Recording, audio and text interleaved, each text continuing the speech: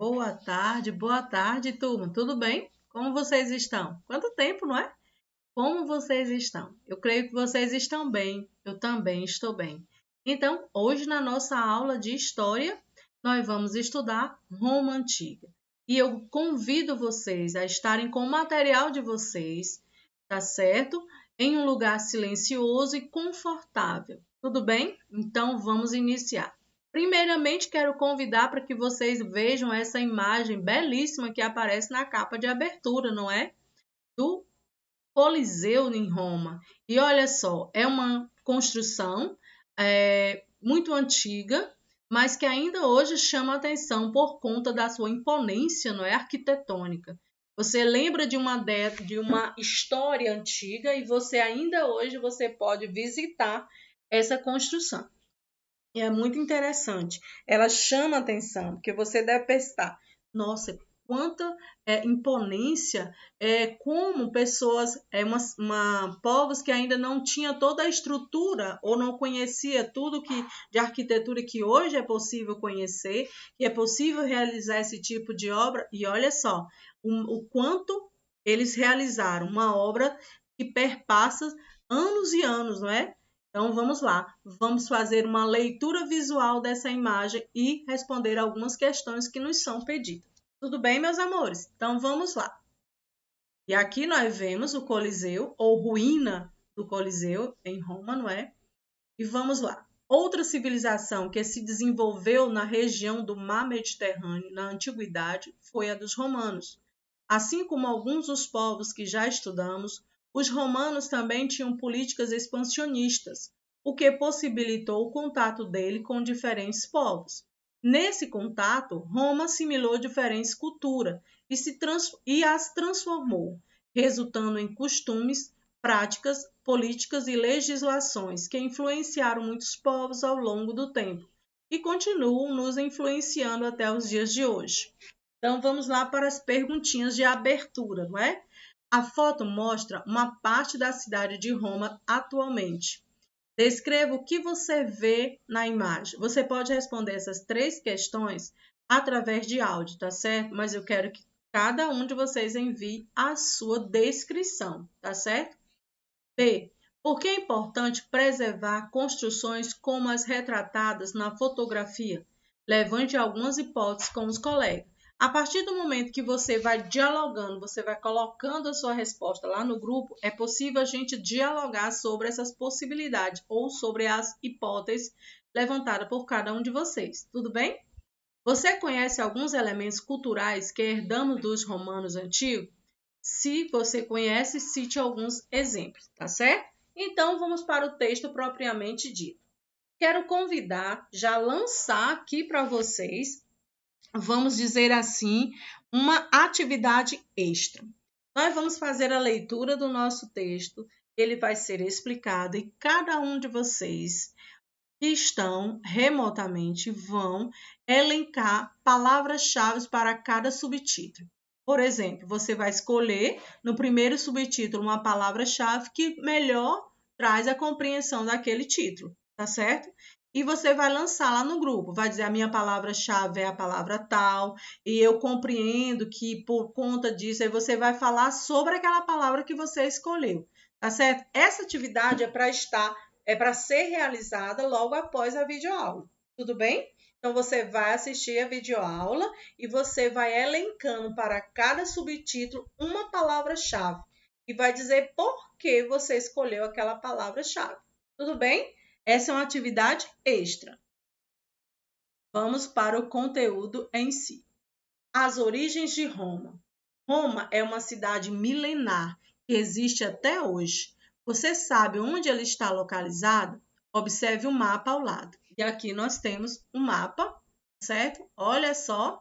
E aqui os povos que formam, olha só, que moram ou que moraram nessa região. A civilização romana foi marcada por diferentes povos. Olha só. Povos, entre eles os nativos da região, os licures e os que migraram para lá ao longo dos séculos. No século X a.C., os licures ocuparam o norte da Península Itálica. Já a região central foi habitada por povos de diversas origens, entre os quais se destacavam os italiotas, latinos, sabinos e samitas e os etruscos. Além deles, havia ao sul gregos e cartaginenses, que fundaram colônias e disputavam o domínio das rotas comerciais do mar Mediterrâneo. Então você vai perceber que Roma era uma cidade que agregava vários povos, ou no território de Roma era um território habitado por vários povos. Como a cidade de Roma foi fundada? Segundo pesquisas históricas, a cidade de Roma foi fundada em 753 a.C., às margens do rio Tibre, com a unificação de aldeias latinas e sabinas. Por ser uma região bastante atraente para a agricultura, por causa do solo fértil, para a navegação pelo rio Tibre e mar Tireno, e pelo relevo montanhoso que auxiliava na defesa das aldeias, ela recebeu os povos gregos durante o período de expansão deles, e os povos etruscos que conquistaram Roma em 600 a.C. e dominaram a região até 509 a.C. Há uma explicação, vamos dizer, sobre a origem de Roma, que posteriormente nós iremos conhecer.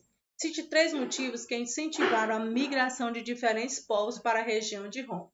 Então, um dos motivos, a solo fértil para a agricultura. Um outro motivo é o rio, a possibilidade da atividade de navegação como atividade econômica, e também pelo relevo. Acabava sendo uma cidade amuralhada naturalmente por montanha, e isso favorecia a defesa desses povos. Foram esses 3 fatores que contribuíram para que esse lugar fosse atraente para outros povos. O período monárquico em Roma. Segundo a tradição romana, entre 753 a.C. e 509 a.C., Roma teve 7 reis, dos quais 4 primeiros eram latinos ou sabinos, e os últimos 3 eram etruscos. Naquele período, os reis eram considerados governantes supremos. O monarca tinha poderes militares, e aí já vou convidando vocês para sublinharem, por favor, ele tinha poder militar, podia escolher e nomear pessoas para cargos públicos, controlava a elaboração e a execução das leis e era uma autoridade religiosa, considerado o mediador dos deuses. O rei era auxiliado por 2 grupos políticos, o Senado e a Assembleia Curiata. O Senado era formado por patrícios, por favor, sublinhe, por patrício, com mais de 60 anos, que tinham o poder de eleger os reis e vetar as propostas feitas pelo monarca. A Assembleia Curiata era formada por patrícios de diferentes origens e tinha função consultiva, sem direito a veto. A organização de Roma. Como era que a sociedade romana era organizada? Então vamos lá. Assim como em outras civilizações da antiguidade, a sociedade romana na antiguidade tinha uma organização social desigual e com pouca mobilidade social, ou seja, havia aqueles que eram os mais favorecidos e os menos favorecidos, e havia pouca mudança de nível social, tá certo? Então vamos lá para os grupos. Os patrícios, considerados descendentes dos fundadores de Roma, eram grandes proprietários de terra e os únicos que participavam das decisões políticas. Os clientes, plebeus que viviam sob a proteção física, econômica e jurídica de um patrício, ao qual devia fidelidade e respeito e para quem trabalhava. Plebeus, homens livres que formavam a massa de trabalhadores, como agricultores, artesãos, comerciantes e pequenos proprietários. Não tinham direito à participação política. E os escravos, plebeus endividados e prisioneiros de guerra, não tinham direito político e eram considerados bens patrimoniais. E olha só, nós vamos entender escravidão aqui, gente, não como ela tem um conceito diferente de escravidão, por exemplo, a escravidão que aconteceu no Brasil, tá certo? A escravidão aqui são pessoas que estavam endividadas e eles se tornavam escravos daqueles para quem eles deviam. ou também eles eram escravos porque os romanos saíam em guerra e aqueles que eram vencidos eram trazidos para Roma como escravos. Então, o conceito de escravidão aqui é bem diferente, tá certo? Como estava dividida a sociedade romana no período monárquico. E aí você vai voltar, vai ler e já vai ter condições de responder, tá certo? Podemos afirmar que no período monárquico romano a participação política era restrita? Sim, pois somente um grupo podia participar efetivamente politicamente, tá certo? Da política. O período republicano. A monarquia vigorou em Roma até 509 a.C., quando o rei, buscando ampliar ainda mais seus poderes, tentou enfraquecer o Senado e foi deposto por um grupo de patrícios. Com o rei deposto, o Senado assumiu o governo, derrubando a monarquia e implantando a república. E aqui nós temos o conceito de república, ou o conceito de república que foi vivido lá em Roma. As instituições republicanas. Quais eram essas? Quais eram elas? Senado, Assembleia do Povo e Magistratura. E quais eram as responsabilidades ou obrigações dessas instituições? O Senado era formado por patrícios, cargos vitalícios, tinha grande influência em todos os assuntos, assessorava os magistrados na organização dos públicos, no controle das finanças e na administração das províncias romanas. Sancionava os acordos com a Assembleia do Povo. A Assembleia do Povo, quais eram as suas obrigações e quem a formava? Formada por patrícios plebeus enriquecidos. Tinham representantes da cúria, que tratava de assuntos religiosos, dos tribos, que denominavam os territórios urbanos e rurais, e das centúrias, forças armadas. Elegiam membros para a magistratura, aprovavam leis, administravam a justiça penal. E, por último, a magistratura, corpo de funcionários administrativos que exerciam o cargo pelo período de um ano. Ela era integrada por cônsules, faziam executar as leis e comandavam o exército, pretores, encarregados das funções judiciárias, e edis, cuidavam da manutenção da cidade. Questores dirigiam as finanças, censores, ex-cônsules, eleitos a cada 5 anos, responsável pela vigilância e preservação dos e tradições, pelo censo, contagem da população e organização dela de acordo com a renda. Então, aqui nós temos duas perguntas. A República Romana e a democracia ateniense funcionavam da mesma maneira? Aí eu quero ouvir de vocês. Nós acabamos de ler sobre e estudarmos sobre Atena e Esparta. E aí, nós vamos fazer uma analogia, vamos fazer uma comparação entre a democracia ateniense e a República Romana. Quais eram as diferenças? O que elas tinham de iguais, né? Quinta, os cônsules romanos, durante o mandato, tinham poder absoluto de governabilidade. E aí você vai voltar ao texto e vai ter condições de responder, certo? A política expansionista. Você se lembra de uma importante civilização da antiguidade? Ao consolidar-se politicamente, deram início a uma política de expansão territorial? Isso aconteceu com os egípcios, fenícios, com os persas e os macedônios. Em Roma, um movimento semelhante também ocorreu. Conforme as instituições republicanas romanas consolidavam-se, os governantes colocavam em prática uma política para expandir seu território e a sua influência. Assim, entre cerca de 300 a.C. e 270 a.C., Roma investiu em conquistas militares, ganhando sucessivas guerras contra sabinos, samnitas, etruscos, celtas, gauleses, gregos, entre outros povos, até conquistar toda a Península Itálica. Então, vamos lá, vamos continuar. Nessas guerras de expansionista, nós vamos conhecer as guerras púnicas. Quem lutou? Quem lutou contra quem? Vamos lá. Se o movimento expansionista é importante para o Estado organizado, a política expansionista romana não se chocaria com a de outro lugar. A resposta a essa pergunta é sim, e foi o que aconteceu. No século III a.C., o expansionismo romano chocou-se com os interesses de outra potência. Qual era essa potência? Cartago, como uma cidade-estado no norte da África, que foi fundada pelos fenícios em 814 a.C.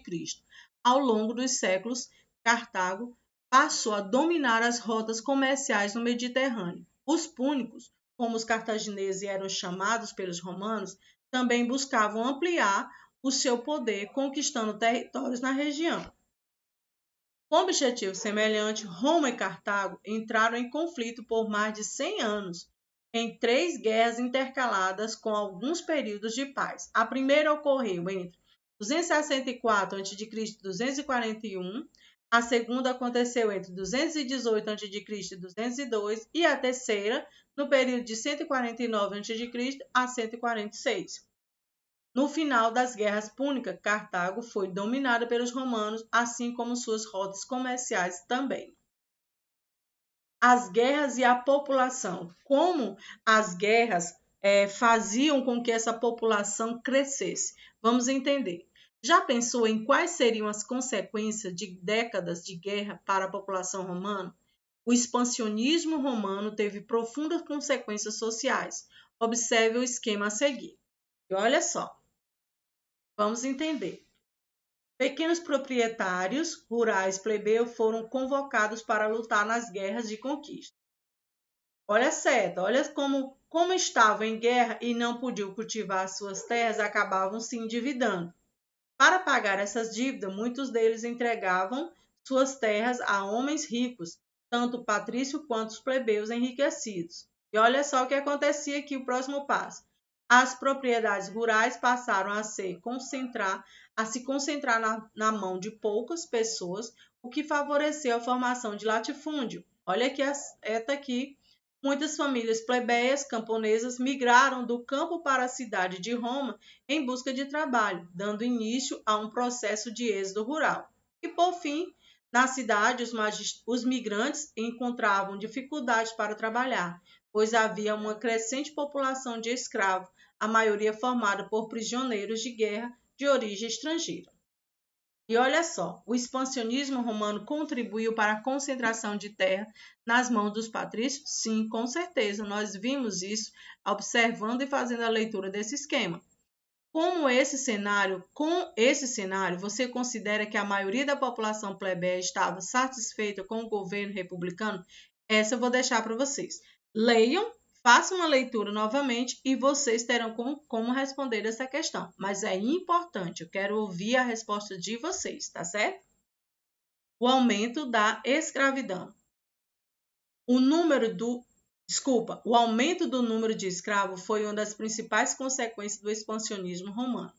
Em Roma, a mão de obra escrava passou a estar presente em quase todos os lugares, como na agricultura, na construção de obras públicas, na pecuária, no comércio e nas minas. Os escravos também lutavam como gladiadores na arena para divertir os romanos.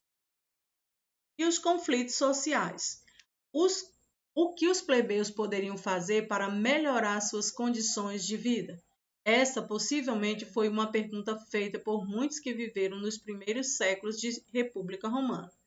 Com o passar do tempo, cada vez mais plebeus ficavam insatisfeitos com a situação em que viviam, conforme aumentava o endividamento da plebe, e as constantes promessas de melhorias nas condições econômicas e jurídicas feitas pelos patrícios não eram cumpridas.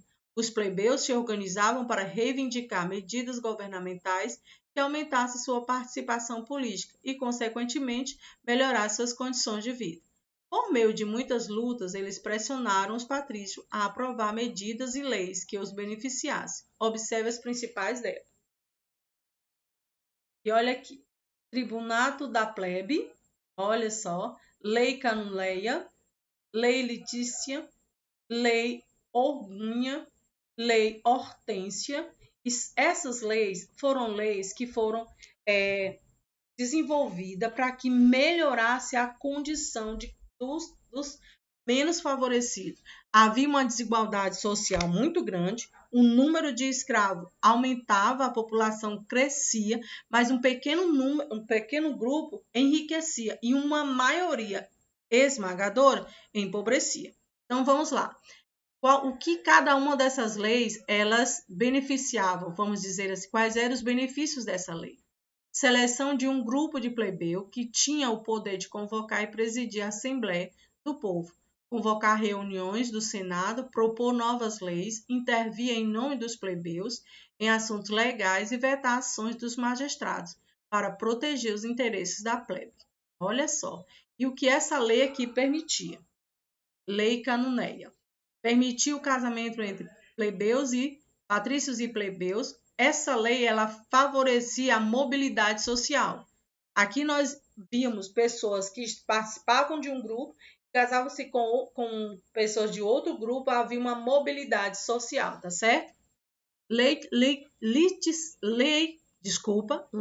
Licínia abolia a escravidão por dívida e determinava que um dos cônsules eleito deveria ser plebeu. Olha só.